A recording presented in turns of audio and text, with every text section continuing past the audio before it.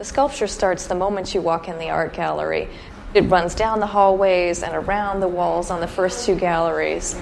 But I think that the real attention grabber is this awkward, huge, clumsy wheelbarrow. What connects the sculpture on the walls and this wheelbarrow is the idea of labor, though, which is something that you don't really notice in this pattern here that runs around the walls. It looks like a Greek frieze or something kind of pretty and pastel colored.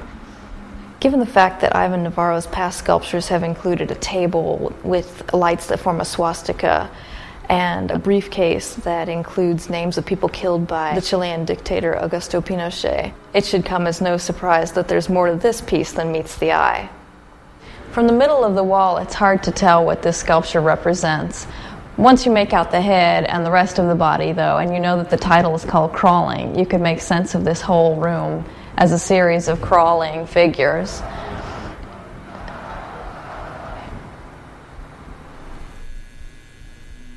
The show's title, Concentration Camp, makes the most sense in the back gallery, though maybe it doesn't have the degree of menace that Navarro would like. In the corner, it looks like one of the crawling figures is trying to sneak away. Front and center, between two electric chairs, a backboard and hoop called No Dunking refer to the method of torture. Is this a torture chamber? Because I don't associate basketball with this kind of dark theme. It's also strange to see chairs resembling famous 20th century designs in this context, even if I guess technically they could electrocute you.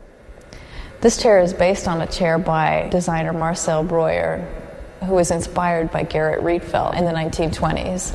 And Rietveld also designed this zigzag chair in 1934.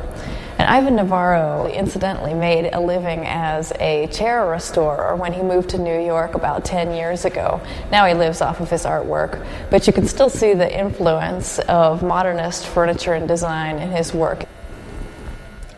Still, there's no denying the thrill of looking at Navarro's work.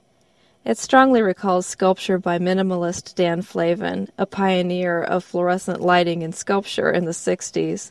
But by harnessing both the fear and the beauty inherent in his medium, Navarro breathes new life into it and makes it his own.